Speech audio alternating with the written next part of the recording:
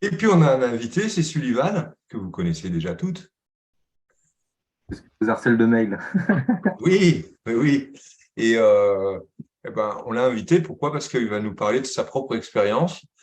Sullivan n'est pas bilingue en anglais, Là, non, pas du tout. non, pas du tout, et il va vous raconter comment il a réussi à avoir, non seulement à sauver les meubles, mais à avoir une bonne note en anglais au BTS quand il l'a passé. Il a été beaucoup plus loin, hein, mais il a commencé par un BTS. Et j'espère que vous aussi, vous irez beaucoup plus loin. Mais l'échéance à venir, c'est le BTS. Donc, Sullivan, je te laisse la parole. Moi, je te remercie. Déjà, bonjour à tous, hein. Oui, effectivement, on a discuté un petit peu cette semaine avec Monsieur Delmas, et Jean-Christophe. avec Jean-Christophe, avec sur mon parcours en anglais. Alors, pour information, moi, je suis d'une génération où l'anglais, c'était pas forcément important parce que j'habitais en province, dans le 27, à côté d'Évreux. Et dans une petite ville, et Netflix n'existait pas, les ordinateurs n'existaient pas, Internet n'existait pas, enfin les ordinateurs existaient, mais ça coûtait tellement cher que de toute façon, personne n'en avait. Et on voyageait pas beaucoup. Le seul endroit où on voyageait à la limite, c'était l'Espagne l'été, mais l'avion était tellement cher que de toute façon, on partait pas à l'étranger dans un pays anglophone. Donc voilà, c'est pour vous dire un petit peu la situation. Pour moi, l'anglais, quand j'étais notamment au collège, peu, c'est un petit peu la philo du bac, quoi. C'était là, on ne sait pas trop pourquoi. Et voilà, j'ai abordé un petit peu l'anglais comme ça. Et pour tout vous dire, quand j'ai passé mon bac, alors là, je vais vous montrer, parce qu'avant qu'on nous dise, ah, il nous dit ça pour nous rassurer, mais c'est pas vrai, j'ai retrouvé dans mes archives mes notes et mes résultats. Oh, Voilà, donc c'est assez vieux. Et en fait, alors j'ai pas le bac, et enfin, j'ai le niveau bac, j'ai eu quelque chose, je passe au rattrapage, on a le droit de demander son livret scolaire. Et donc, c'est pour ça que j'ai conservé les notes et j'ai tout. Alors, au bac, le bac général, hein, celui que vous avez passé, enfin, moi, c'est un bac général, peut-être qu'ils ont fait des bacs pro, mais bon, ça revient au même. En anglais, j'ai eu 3. J'ai eu 3. Alors, je ne sais pas si ça va se voir, mais voilà, 3 coefficient 3 en anglais. Je me suis dit, voilà, quand même, c'est moyen. c'est je suis pas très bon en anglais, certes, mais de là à avoir 3 quand même, ils ont dû oublier des copies. Donc, on pouvait, dans les 48 heures, je crois, demander sa copie au lycée pour voir, ouais, au lycée, pour voir si on était d'accord avec la note. Et j'ai demandé ma copie, et quand je l'ai vue, j'ai vu qu'en fait, j'avais pas eu 3, j'avais eu 2, et ils m'ont mis 3, c'était marqué en rouge, 3 pour passage en rattrapage. Parce que si j'avais eu 2, bah, je ne passais pas en rattrapage. Ils m'ont mis 3 pour aller au rattrapage. Bon, j'ai pas réussi à faire le rattrapage. J'ai eu 8,26 de moyenne générale au bac. Et voilà, ça s'est arrêté là. Après, j'ai fait d'autres études. Et à 28 ans, donc 10 ans plus tard, 10 ans après le bac, hein, sans faire d'anglais, bien, bah, j'ai contacté l'ISCG pour faire une reconversion professionnelle. Maintenant, j'y suis toujours, mais de base, c'était je ne connaissais pas l'école. Je ne connaissais pas l'école et je me suis dit, bah, je vais faire un BTS plus généraliste parce que j'avais fait un BTS avant, mais très concentré sur un domaine. Là, je voulais quelque chose de plus général. Et là, il y avait l'anglais. Je me suis dit, bon, ça fait 10 ans donc, que je n'ai pas fait d'anglais. J'ai eu 2, 3 avec le rattrapage au bac. Ce qu'on va faire, c'est que l'anglais, je ne serai pas bilingue, parce que comme dans le cadre d'une reconversion, c'est sur un an et pas 2 comme vous. Donc, je me suis dit, bon, bah, l'anglais, de toute façon, c'est mort. Je n'aurai jamais la moyenne. Donc, du coup, ce que je vais faire, mon but, c'était même pas d'avoir la moyenne ou d'approcher les 10. Mon but, c'était de sauver les meubles et d'avoir la plus haute note que je pouvais avoir pour, pour éviter d'avoir des points en moins, enfin, d'avoir le minimum de points en moins à rattraper. Donc, je me suis dit, je vais être bête et discipliné pendant un an. Je vais faire exactement ce qu'on m'a demandé. Euh, 3 mots de vocabulaire, avec ci, avec ça. Et ça m'a interpellé, notamment parce que je montre les vidéos que vous faites le week-end pour ceux qui veulent les revoir. Et ce que disait Jean-Christophe, c'est exactement ce que me disait ma professeure de l'époque, Madame Bertheux. Euh, Elle me disait exactement la même chose. C'est pas grave si tu es mauvais en anglais, essaye. La méthodologie est très importante, hein, c'est un BTS, c'est très cadré. Tu apprends ça et tu fais ce que tu peux. Et donc, mon but, c'était vraiment bah voilà, je me disais, un 3, c'est mieux que 2, un 4, c'est mieux que 3, et ainsi de suite. Je me dis, c'est pas grave, mais au moins, j'aurais essayé, au moins, Si je peux approcher la moyenne, tant mieux. Mais pour moi, dépasser la moyenne, c'était strictement impossible. Et donc, j'ai fait un BTS AG, donc le GPME. Hein, je sais qu'il y a beaucoup de GPME, donc c'est quasiment la même chose. Avec la réforme, ça a changé de nom, mais en tout cas, c'est plus ou moins les mêmes épreuves. Et donc, j'ai fait ce qu'on m'a dit de faire. Pour l'écriture en français, là, le compte-rendu, on m'a dit, fais ça, tu vas faire un petit résumé, ensuite tu vas faire une ouverture, il me semble, de mémoire, c'était ça. Te prends pas la tête, avec des mots simples, tu fais pareil. Et je me suis muni aussi d'un dictionnaire. Je ne sais pas si le dictionnaire est encore autorisé. En AG, nous, c'était anglais-anglais. C'était pas anglais-français, mais ça m'a sauvé la vie, notamment sur des petits tests où il y a des mots que je connaissais absolument pas, hein, parce qu'encore une fois, je ne suis pas bilingue. Je parle très mal anglais, je comprends rien autant. Pour moi, c'est passé, futur, présent, et avec l'anglais, il y a des trucs progressifs, il y a des trucs qui se passent dans le passé, mais ça se continue dans le présent. Enfin bon, ouais, j'ai beaucoup, beaucoup de mal avec l'anglais. Je crois que l'anglais ne m'aime pas et j'aurais beau faire tous les efforts du monde, ça ne marcherait pas. Donc, le dictionnaire, je vous le conseille, notamment, je me souviens d'un mot, retire. Alors, je ne sais pas si ça se prononce comme ça, Jean-Christophe, mais ça veut dire retraité. Et tout le texte était marqué le retraité ou à la retraite ou je suis retraité, le verbe. Enfin, et ce mot était partout, je ne comprenais rien. Et le dictionnaire m'a sauvé parce que dans le dictionnaire, c'est assez simple, hein, ce qu'ils mettent dedans. Et j'ai pu comprendre le mot et j'ai pu comprendre plus ou moins le texte. Enfin, le sens du texte. Donc, j'ai appliqué ces règles-là. Et je vous montrerai les notes après. En faisant ça, j'ai eu 14. Donc, j'étais super content. À l'oral, c'est pareil. À l'oral, présentation d'entreprise, mon accent il est super mauvais. Je connais 3 mots. Je connais le verbe être, le verbe avoir, tant bien que mal. Je sais dire I can. Mais qu'est-ce que j'ai fait déjà, j'ai appris quasiment, alors je dis quasiment ou presque, et pas totalement par cœur ma présentation. Pourquoi je dis presque? Parce que mon professeur de l'époque, mon formateur, enfin, ma formatrice, me disait qu'il fallait quand même une certaine spontanéité et il ne fallait pas que ce soit du rabâchage, du par cœur, et puis après on s'arrête. Donc c'est pour ça que j'avais essayé d'apprendre quand même des phrases types enfin, du texte, mais avec une certaine incertitude quand même pour mettre des E, enfin, pour chercher mes mots, pour que ça paraisse un peu plus naturel, on va dire. Donc, je fais ma présentation. J'ai toujours regardé la personne qui me jugeait en face, dans les yeux. Quand elle parlait, je regardais sa bouche pour essayer de comprendre, de percevoir des mots. Alors, je vous le donne en mille, hein, je ne comprenais rien à ce qu'elle me disait. Mais j'essayais d'écouter, j'essayais de comprendre. Et quand je ne comprenais pas, eh ben, j'étais pas dans ma tête comme ça, oh, je comprends rien, on va subir pendant 5 minutes, 10 minutes. Non, non, je la regardais. Sorry, I don't understand. Can you repeat, please? Voilà, c'est les rares mots que je connaissais. Et hop, elle faisait l'effort. Elle faisait l'effort. Et j'arrivais à capter un mot. Alors, comme j'avais appris mes présentations, forcément, il y a des termes techniques que je connaissais puisque je les avais appris par cœur. Et j'essayais de les recracher tant bien que mal dans une phrase un peu préconstruite. Certains mots que je ne connaissais pas, il y a beaucoup de mots français, anglais qui se ressemblent. Hein. Si on prend information, en anglais, information, on met un petit accent, ça passe. Ça ne marche pas tout le temps, pas forcément souvent, mais ça marche de temps en temps. C'est ce que j'ai essayé de faire. Donc, la personne qui était en jury rigolait plutôt qu'autre chose parce qu'elle me voyait galérer, mais elle me voyait essayer. Et ça, c'était important. Elle voyait que je faisais l'effort d'écouter, que je faisais l'effort d'essayer de répondre et que j'étais là, j'étais pas en mode je subis pendant 10 minutes. Non, j'essayais quand même de faire quelque chose et d'apporter 2, 3 éléments parce que je comprenais plus ou moins la question. Il y a des questions que je comprenais rien, mais c'est pas grave. À l'essayer, à me corriger derrière, je répétais et c'était actif. C'était une véritable conversation, enfin une véritable, même si j'avais pas beaucoup de vocabulaire, mais en tout cas il y avait eu un échange et ça c'était super important. Du coup, en oral, présentation d'entreprise, je visais on va dire les 10, j'ai eu 16. Et pour la vidéo, alors c'est pareil, la vidéo, on va tous être d'accord, j'imagine, parce qu'on a plus ou moins le même niveau. On ne comprend pas grand-chose. La qualité du son, elle est pourrie généralement. Même avec les 2 passages, on panique et c'est très difficile. En plus, il y a le stress de l'examen.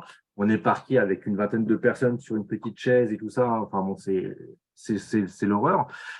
Mais comme Jean-Christophe vous a dit maintenant il y a 3 semaines, des phrases types à apprendre, comme pour le mail, comme pour la lettre.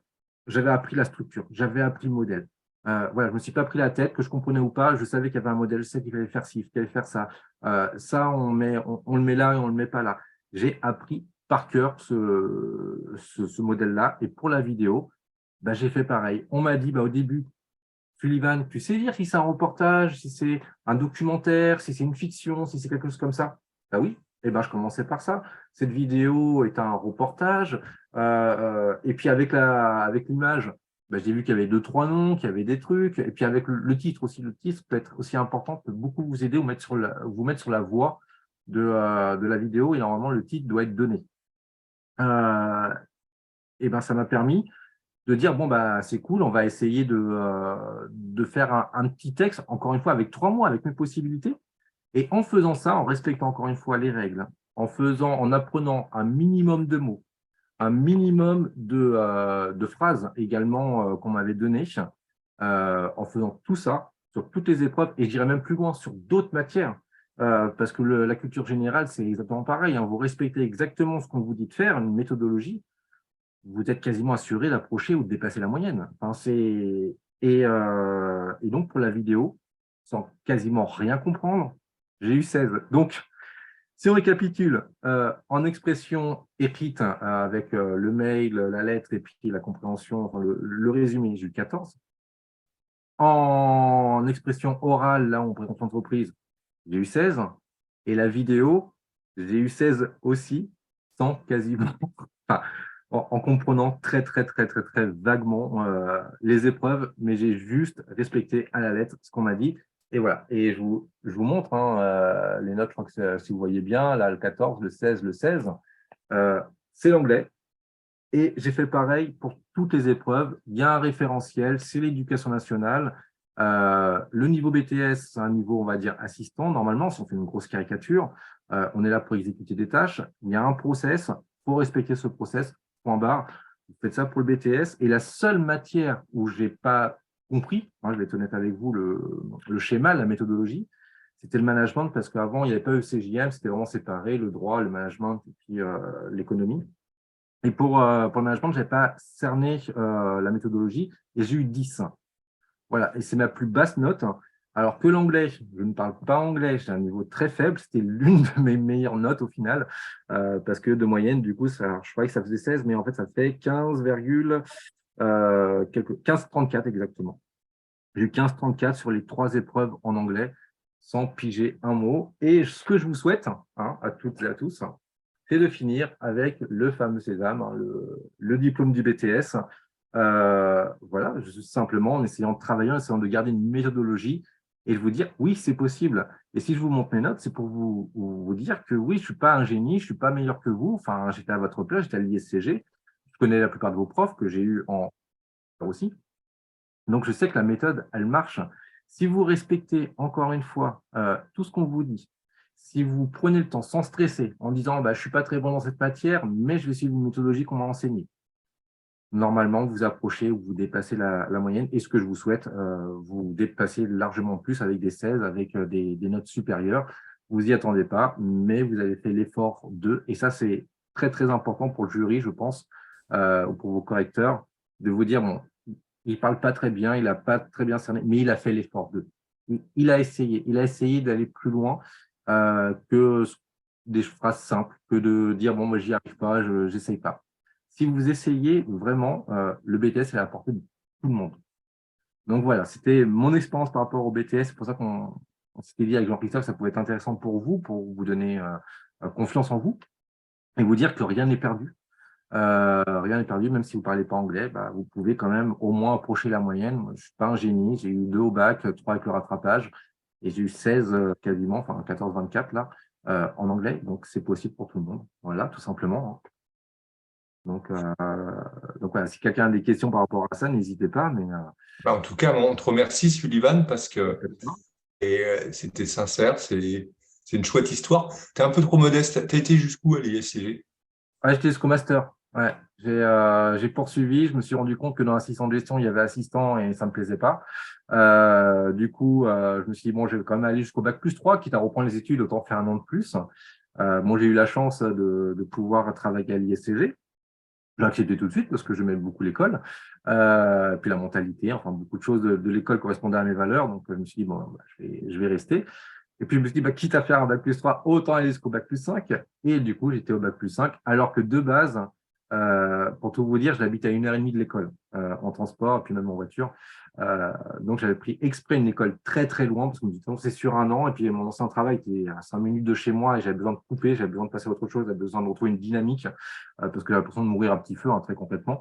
Donc, j'avais choisi une école très, très loin. Parce que pour moi, dans ma tête, c'était un an, basta, on n'en parle plus, je reprends ma vie ou je fais autre chose, mais voilà. Et au final, je suis sorti avec un master et au final, je suis devant vous encore parce que je suis resté avec l'ISCG parce que j'ai adoré cette école et que ça s'est très bien passé et que ça continue de très bien se passer. Donc voilà, donc continuez, persévérez, écoutez ce qu'on vous dit. C'est vraiment très important parce que si on vous le dit, c'est pas par hasard, c'est pas pour vous embêter, c'est pas pour ci ou pour ça. Vous pouvez avoir des bonnes notes, vous pouvez aller jusqu'au master. Et même, je parle beaucoup avec des étudiants qui me disent, ouais, je sais pas trop. Euh, je sais pas trop parce que j'ai déjà du mal avec le BTS, donc le bachelor, ça va être très compliqué.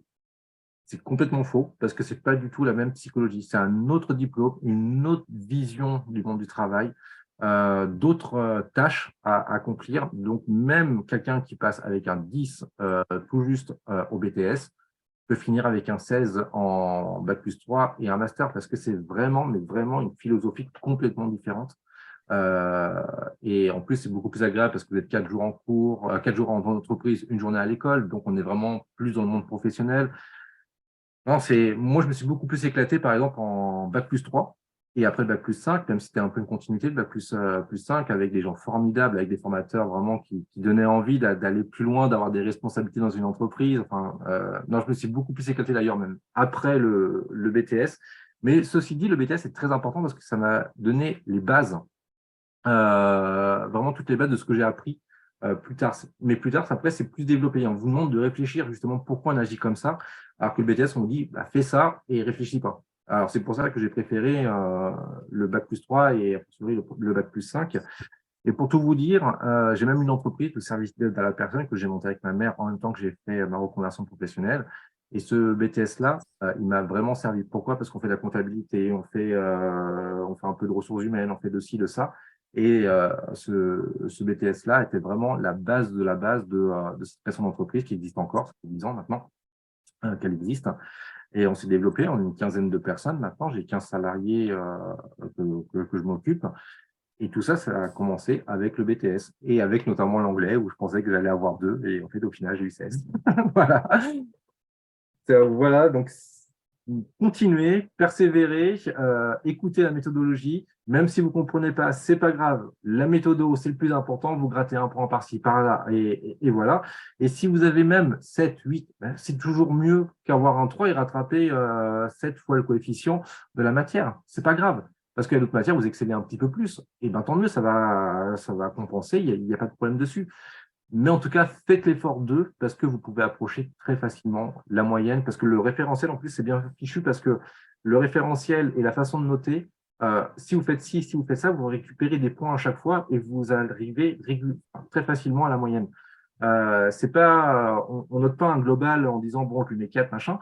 On note via un référentiel. Il a fait cette méthodologie, il a présenté tel truc, il a fait l'effort d'eux. Je m'en souviens qu'à l'oral, et Jean-Christophe peut-être me contredira maintenant, mais à l'oral, si on fait l'effort de communiquer, on a des points. Oui. Non, Et, non, loin de te contredire, je confirme. J'étais ouais, moi-même en jury d'oral d'anglais. Un candidat qui essaye, on va lui mettre près de la moyenne. Un candidat qui se bloque, qui refuse de communiquer, on lui met la note la plus basse possible. ouais, Hein. c'est ça. Rien que dans le fait d'essayer de baragouiner en mauvais anglais, mais si le candidat essaye de communiquer, je veux dire, intuitivement, on va lui enlever le moins de points possible, voire on va lui mettre la moyenne. Et s'il a fait l'effort d'apprendre par cœur quelques expressions pour se présenter, comme je vous disais il y a quelques semaines, on va dire, allez, il n'est pas bon en anglais ou elle n'est pas bonne en anglais, on met quand même 10, on ne va pas la pénaliser parce qu'elle a fait l'effort d'essayer de communiquer avec nous. Le pire, c'est le candidat qui devient un mur. Là, on passe une très mauvaise heure d'ailleurs, une très mauvaise demi-heure. On s'ennuie, on est obligé professionnellement de poser des questions, de relancer. Et poser des questions à quelqu'un qui se blinde comme ça, qui se ferme complètement, qui ne vous regarde pas, etc., je vous assure, c'est horrible. Alors que on va tout pardonner, j'allais dire, à quelqu'un qui essaye de communiquer, qui est souriant, qui reformule, qui demande des explications. Le simple fait de dire say again, please. Redites-le, s'il vous plaît, j'ai pas compris. Say again, please. I'm sorry, I don't understand. C'est pas compliqué à dire ça. Ben, rien que ça montre un souci de communiquer. Et je suis à 100% d'accord avec Sullivan. C'est pareil. Je me permets de partager un document. Sullivan nous a dit qu'il a. Attendez. Sullivan nous a dit, voilà, il avait appris par cœur des choses. Mais regardez, vous voyez, si vous respectez ça, vous gagnez déjà des points. Est-ce que vous voyez mon écran les unes et les autres? Oui, on le voit bien, ouais. Oui. Bon, bah, vous apprenez à faire ça. Vous apprenez des phrases comme ça, qui sont des phrases pour faire une lettre, ou des phrases, voilà. Vous apprenez ça par cœur. Par cœur. Hein. C'est pas difficile, c'est pas long, mais rien qu'en faisant ça, vous gagnez, voilà, vous gagnez la moyenne. Ce document, vous pouvez me confirmer que vous l'avez toutes. Je l'ai pas. Ah, Non, moi je l'ai pas. Moi non ok. plus, monsieur. Je vais le partager dans le chat. Alors, je suis obligé de fermer le document pour vous le partager. Je vais le réouvrir après. Mais rien qu'en apprenant ça, et pareil pour votre présentation à l'oral, vous avez la moyenne. Et c'est ce que j'ai fait, hein. Là, le document, ça me fait sourire parce que le document de Jean-Christophe, c'est le même que j'avais, hein, avec Madame Berthe. C'est Ben voilà. faut faire ci, faut faire ça. Le nom, on le met ici et pas autre part. La date, c'est pas comme en français. Il semble qu'il y a une inversion entre le mois et le jour. Enfin, je sais plus. Enfin, je sais que c'est pas pareil, exactement pareil qu'en français. J'ai appris. On finit par baisse votre garde et pas par cordialement, quelque chose comme ça. J'ai appris et j'ai appliqué la règle. Voilà. Ouais, c'est ça. Vous apprenez ça par cœur, vous avez la moyenne. Attendez, excusez-moi. Voilà, modèle lettre professionnelle. Je vous ai remis le document phrase simple de présentation en anglais. Je vous mets le modèle de lettre et de mail. Vous apprenez ça par cœur. Et puis, je vais vous montrer après sur un exercice, je vais vous partager un autre document sur lequel on va s'entraîner un petit peu pour vous montrer la méthodologie. Et vous allez voir que vous pouvez attraper la moyenne. Merci Merci. beaucoup. Merci. Merci, Bon Sullivan. week-end sur les... Bon Super week-end à sympa vous. d'être venu. Merci. À lundi par mail, Sullivan. Ouais, avec grand Passe plaisir. un bon Je te week-end. mets en, je te mets en administrateur pour que tu puisses faire des classes. Oui, s'il te plaît. Ok. Oui, je veux bien. Merci beaucoup. Il n'y a pas de quoi. Et, merci pour ton témoignage. C'était sympa. À la prochaine. Allez, à lundi par mail. Passe un bon À week-end. lundi.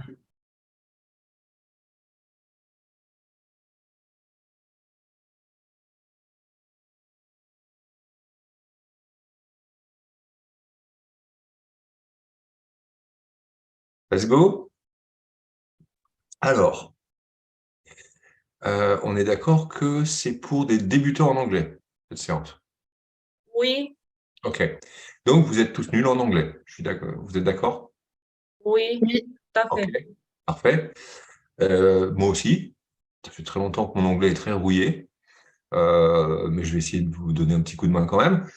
Alors, il est clair que je ne vais pas vous apprendre l'anglais.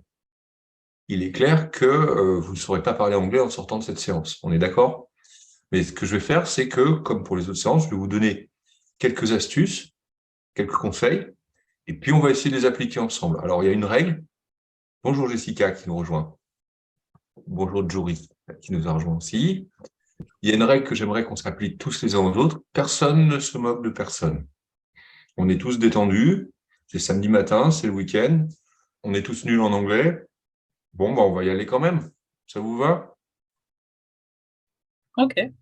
C'est OK pour vous, Monica? C'est OK pour vous, Irina?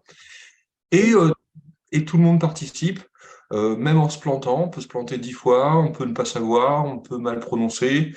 L'accent, on s'en fiche. Moi, j'ai discuté avec des gens de très haut niveau en anglais. Ils avaient un accent très français quand c'était des Français ou quand c'était des Allemands ou autres.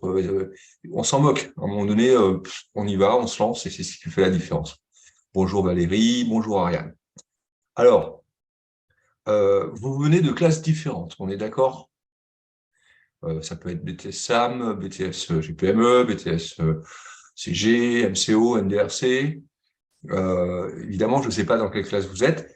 Et à l'oral, vous avez des épreuves différentes. Mais on va essayer de prendre petit bout par petit bout. Et je vais commencer par vous parler. Alors, j'ai préparé un petit document, mais pas grand-chose, hein. Puis, hop, voilà, vous allez me dire si vous voyez mon partage d'écran. Clac, c'est parti. Alors, le voyez-vous apparaître? Oui, Oui. Ok, parfait. C'est assez gros? Ça oui, va. oui. Alors, d'abord, quelques conseils. Soit deux candidats. Alors, moi, j'ai fait passer des euros d'anglais au BTS, hein. J'y vais plus parce que moi, j'ai beaucoup de travail. Donc, mais il m'arrive encore parfois d'être convoqué. Donc, on écrit à l'académie que je suis pas disponible. Mais j'ai l'expérience des euros d'anglais. Et je peux vous dire que si on a, dans la même journée, deux candidats qui sont nuls en anglais, on sait qu'ils sont nuls en anglais, ce qui est notre cas à tous, on est d'accord? Mais il est très possible qu'à un, on mette 10 sur 20 et à l'autre, on mette le minimum, 3, 4, je ne sais pas, à même niveau d'anglais. Qui sait pourquoi on va mettre des notes aussi différentes à deux candidats qui sont tous les deux, et on le sait très bien, nuls en anglais. Et ça rejoint la psychologie du jury. D'accord. Il y en a un qui va avoir 2, il y en a un qui va avoir 10, et ils sont tous les deux nuls. Mais pourquoi? Ça dépend de l'attitude. Exactement, Cassie, ça dépend de l'attitude. Il faut rentrer dans la psychologie du jury. Selon vous, est-ce que le jury il a envie d'être là? Non. Non. Il fait beau, c'est l'été, il a été convoqué, le gars ou la femme, ils ont été convoqués au dernier moment, ils pensaient en fait profiter du soleil sur leur terrasse, et non, ils se retrouvent à faire passer des euros d'anglais toute la journée. Et ils voient passer, défiler des candidats qu'ils ne connaissent pas. Et alors, imaginez que vous êtes dans un jury, vous n'avez pas envie d'être là, vous ne connaissez pas la personne qui est avec vous, vous ne connaissez pas le candidat, bah, vous avez un candidat qui arrive et qui commence par vous dire bon, « Je vous préviens, je suis nul en anglais ». Qu'est-ce que vous pensez? Il se met des bâtons dans les roues. Ouais. Euh, je... Oui, dans ce cas-là, la psychologie du jury, elle est simple. C'est avec mes impôts, cette personne, on lui a payé 4 ans d'anglais au collège, 3 ans au lycée, 2 ans au BTS, on en est à 9 ans. Au bout de 9 ans d'anglais, bon, il ou elle est nul, ok, et il arrive et il fait même pas l'effort de dire autre chose que je suis nul en anglais. Et souvent, c'est le même candidat qui, après, bafouille un ou deux mots, mais refuse de parler, fait un blocage. Est-ce que vous pensez que le jury, celui-là, va essayer de l'aider? Non. Non.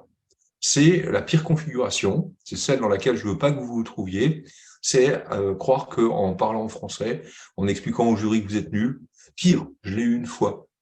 Le candidat a dit, oh, vous savez, j'ai eu des profs d'anglais, ils n'étaient pas bons. Genre, c'est pas de ma faute. Alors, ne faites surtout pas ça. Ne faites surtout pas ça. À l'inverse, j'ai eu des candidats qui n'étaient pas bons du tout en anglais, qui bafouillaient quelques mots, mais ils s'accrochaient. Ils essayaient de communiquer. Ils hésitaient, ils se plantaient, mais ils faisaient avec ce qu'ils pouvaient. Puis à la fin, on se disait, OK, bon, bah, comme beaucoup, il n'est pas bon en anglais ou elle n'est pas bonne en anglais, mais au moins, c'est accroché. Allez, on ne la pénalise pas, on lui met 10. Vous voyez? Et c'est ça que vous devez arriver à faire si vous n'êtes pas bon en anglais. C'est-à-dire qu'en quelques mois, vous n'allez pas devenir bilingue. À moins que vous travaillez l'anglais tous les jours, mais je me permets de répéter un conseil que j'ai donné au cours des conseils de classe. À ce stade de l'année, hein, assurez à fond, en particulier dans les matières professionnelles. C'est celles qui ont le plus gros coefficient. Si vous êtes un peu juste, c'est celles qui vous permettront au pire d'aller à l'oral de rattrapage, mais il faut que vous ayez la moyenne dans les matières pro. On est bien d'accord. Donc l'anglais, faire un soutien d'anglais aujourd'hui, mais l'anglais n'est pas votre priorité, pas du tout. Maintenant, avec un tout petit peu de travail, vous pouvez essayer de ne pas être le candidat nul qui va se faire démolir parce que le jury est de mauvaise humeur, parce qu'il ne va pas faire d'efforts pour communiquer. Vous pouvez être le candidat qui n'est pas bon en anglais, certes, mais on va lui pardonner parce qu'il aura essayé de communiquer. Est-ce que vous comprenez bien cette psychologie du jury? Ok. Ouais, Voilà. Donc, vous serez stressé, c'est normal, ça, on ne vous en veut pas pour ça. Vous n'êtes pas bon en anglais, bon, mais vous pouvez aller accrocher la moyenne, voire peut-être un peu plus. Je l'ai vu, hein. Même si l'anglais, c'est votre point faible, etc. Mais il faut y aller. Faut y aller. Alors, on va commencer par un exercice tout simple pour se connaître un peu mieux les uns après les autres, et puis je vais vous donner des petits conseils. C'est la partie présentation. Alors, je sais vos types d'épreuves, hein. Vous commencez pas par une présentation personnelle, mais à un moment donné de l'épreuve, le jury vous invitera à vous poser des questions sur votre parcours personnel. Et c'est là que vous pourrez peut-être gagner des points en vous présentant, hein. On verra la partie un peu plus complexe de l'épreuve, c'est-à-dire la partie négociation pour les BTS NDRC et la partie restitution de documents vidéo pour les autres après. Mais on va commencer par le plus simple, ce qui peut donner une opinion favorable au jury, c'est la partie présentation. Alors, je vais vous mettre quelques éléments. J'ai choisi les formulations et les phrases les plus simples possibles. Plus, je n'arrive pas à copier-coller. Je vous les mets dans le chat pour que vous les ayez. Et on va commencer à les travailler ensemble. Pourquoi? Vous allez voir parce que tout simplement, déjà, si vous maîtrisez ça, hop là. Est-ce que vous pouvez me confirmer que vous avez bien le texte dans le chat pour ceux qui Oui. veulent le voir sur un support différent? Ok, merci Cathy. Oui, on a reçu. Ok. Alors, on a dit qu'on était tous nuls, donc on va y aller tous ensemble si vous le voulez bien. Je vous ai mis la première phrase, c'est d'abord dire bonjour, c'est la moindre des choses. Tout le monde sait prononcer ça. Alors, ça dépend si vous passez le matin, morning, ou l'après-midi, afternoon. Et vous commencez par dire, d'abord, je vais me présenter en quelques mots. Ça vous va? Qui veut bien me lire ça? La première phrase. Oui, je peux lire. Allez-y. Oui, vous pouvez lire. Donc, good morning. Ouais, on dit qu'on est le matin, d'accord. On dit qu'on est le matin. Donc, good morning. First, I don't like to introduce myself. Très bien. Et puis enchaîner sur My name is Irina. yes, I am 37 yes. and I live in the street of Paris. Stop. Alors, je ne sais pas où vous vivez, Irina. The outskirts, out, comme out, dehors, skirts, c'est la banlieue de Paris. Mais je ne sais pas, peut-être vous vivez dans Paris, ça ne me regarde pas d'ailleurs. Donc, c'est outskirts qui vous a posé problème. Vous le prononcez out, comme out, dehors. Allez, skirts, outskirts of Paris. OK? OK. Alors, vous avez le bac, Irina, mais peut-être vous l'avez eu il y a plus longtemps que ça, bien entendu. Oui, à peu près 15 ans. OK, vous remplacez 2 par 15. Allez-y. 2 years ago, I have completed my high school education and achieved. Alors, je vous aide la prononciation. Vous allez répéter après moi. Received. Received. C'est très simple. Received. Received Yes. my baccalaureate. Et le mot se prononce très bien. Level. OK. Donc déjà, vous êtes... alors, là, vous l'avez lu. On est d'accord, Irina? Oui. Alors, la méthode, elle est simple. Vous allez lire, relire, le relire autant de fois qu'il faut pour être capable ensuite de le dire. Ah, je vois qu'il y a quelqu'un qui me pose une question. Ah ouais, c'est oui, d'accord. Donc, je vous propose de le faire tous ensemble. Donc, allumez vos micros, s'il vous plaît. Et on va le faire tous ensemble d'abord sur... Alors, je suis parti du principe que vous étiez vraiment tout débutant en anglais, hein, donc pardonnez-moi ceux qui savent le faire très très bien, mais on se cale sur le niveau le plus bas. Vous êtes d'accord avec ça? Oui. Oui. Bon, eh ben, on va le faire tous ensemble. On va considérer que c'est pas qu'on est le matin. Et je vais le faire avec vous. À chaque fois que j'ai mis un petit slash, vous voyez, c'est là où on respire, on s'arrête. Et comme quand on s'entraîne au piano, on commence par le faire tout doucement. Puis on le refait un peu plus vite. Puis on le refait sans regarder. Mais ça, on le fera sans regarder quand vous serez entraîné. Donc, on va les enchaîner en allant comme s'il y avait un métronome. Vous savez, le truc qui fait... C'est pas difficile. Je vous le relis un petit coup de mon côté pour vous aider s'il y a des mots sur lesquels vous n'arrivez pas à prononcer. Hein. Je l'adapte à mon cas. Et ensuite, chacun va l'essayer de son côté, micro coupé. Et ensuite, on se présentera les uns les autres. On n'est pas beaucoup, hein, donc on pourra le faire. Ça vous va?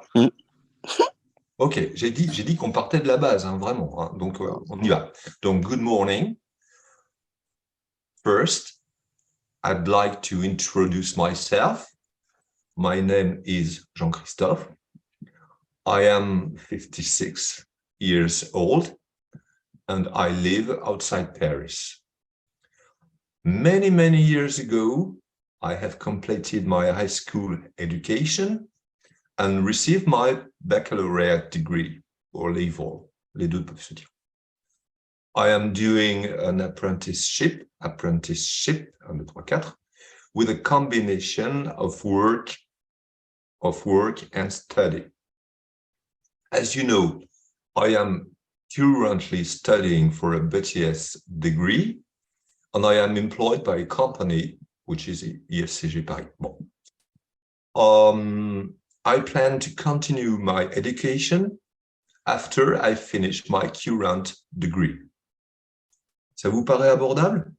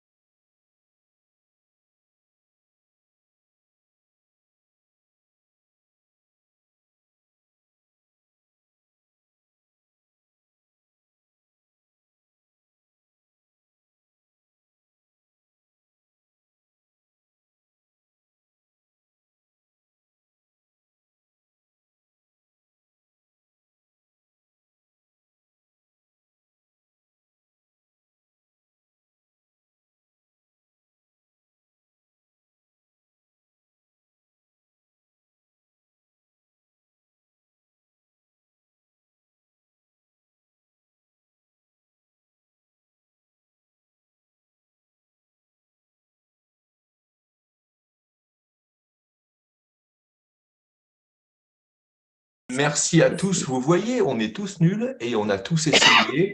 Rien que de dire ça au jury, vous aurez près de la moyenne plutôt que d'avoir une note nulle. Parce que vous aurez fait l'effort et le jury aura vu que vous avez au moins appris une présentation. Donc, déjà, vous commencez par savoir dire ça. Vous le notez sur une fiche à part. Hein, petite fiche. Vous avez tendance à accumuler trop de fiches avec trop de choses dessus. Hein, d'une manière générale. Ce n'est pas en cumulant les fiches que vous apprendrez l'anglais, mais moi, je vous donne un conseil pratico-pratique. Vous avez vos fiches, peut-être des fiches que vos professeurs vous ont données qui sont sans doute très bien, mais faites une sorte de petit cahier ou de petite fiche à part avec ce que vous savez dire. C'est-à-dire qu'en gros, ne notez dans cette feuille, sur ce fichier Word, ce que vous voulez, que ce que vous savez dire. Par exemple, si vous savez dire good afternoon, first I'd like to introduce myself, eh ben, si vous le savez dire sans le lire, si c'est rentré, si c'est assimilé, notez-le. Et vous verrez que en accumulant les petites choses, vous finirez par savoir dire suffisamment de choses pour interagir avec le jury. Mais ne gardez pas votre cahier plein d'anglais, parce que ça ne sert à rien de garder des trucs qu'on ne maîtrise pas. Si j'ai plein de livres dans ma bibliothèque en anglais, mais que je ne lis pas l'anglais, c'est parce que je sais ça. Ce que je sais, c'est ce que je suis capable d'écrire sur un brouillon de tête. Est-ce que vous comprenez le principe? Oui. Alors, je vous propose à tous un exercice. Vous prenez 10 minutes. Vous coupez micro, caméra, bon, ben, c'est déjà fait dans votre cas. Vous lisez et relisez tout ça chez vous à voix haute. Hein, et ensuite, on se retrouve dans 10 minutes. Et puis, hop, je désigne au hasard quelques personnes et puis qui essayent de se présenter sans notes. Ça vous va? On essaye. On essaye. On essaye, on n'est pas obligé de réussir du tout. Ça n'a aucune importance, mais on essaye. C'est ça qui fera la différence. C'est avec ça que, pardonnez-moi l'expression, vous pouvez sauver les meubles en anglais, quel que soit votre niveau. OK? On se retrouve dans 10 minutes. Vous avez tous le texte? Oui. Oui. OK. Donc, il est 10h22. On se retrouve à 10h32. Et ne vous sauvez pas. Vous voyez bien que ça se passe très bien et que personne ne se moque de personne et qu'on va y aller tout en douceur et en décontraction. C'est le week-end. C'est cool. Et après, on passera à l'exercice suivant. Donc, vous le répétez, vous le répétez, vous le répétez, puis on regarde ce que ça donne. C'est parti. On se retrouve à 10h33. Allez, go!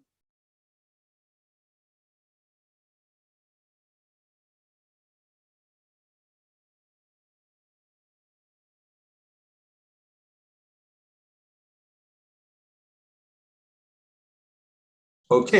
Alors, si vous n'arrivez pas sans lire, vous avez le droit de lire, hein. Mais le but, vous avez compris, c'est d'arriver à lire sans lire. Et là, vous me marquez sur votre feuille magique ce que je sais dire en anglais. OK, let's go.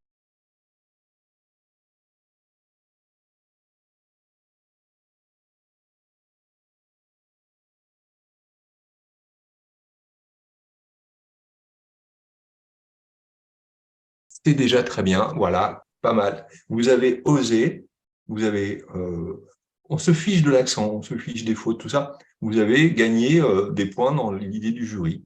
Voilà, bravo à vous. Donc, c'est déjà un très bon début.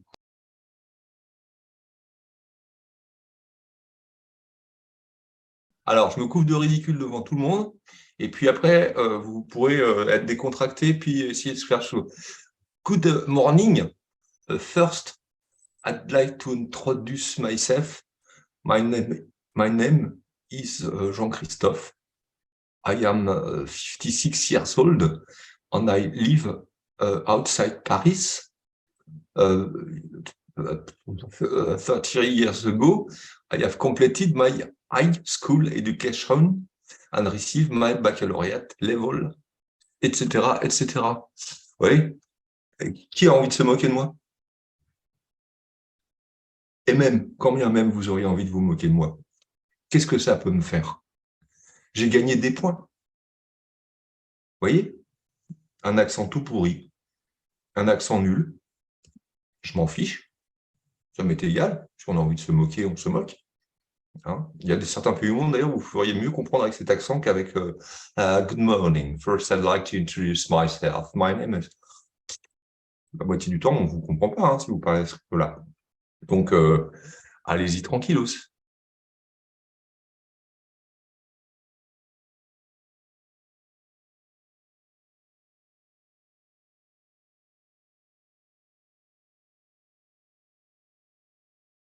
Vous avez tenté le coup, on vous comprend. Voilà, bah, vous allez le répéter jusqu'à ce que ça vous vienne un peu plus naturellement. Vous n'avez même pas besoin d'aller plus vite, mais c'est déjà ça. Ça vous fait près de la moyenne plutôt que 2 ou 3 sur 20. C'est déjà ce que vous pouvez faire. Ça m'a fait plaisir de discuter avec vous. Ça m'a fait plaisir surtout que vous osiez. Ça, je suis très content de vous. Vraiment, là, je vous félicite. Et puis, je vous souhaite un bon week-end. Et puis, reposez-vous un peu. Vous l'avez mérité. À la Merci prochaine fois. beaucoup. Bon Allez, bye week-end à bye. vous de Bye bye, même. merci.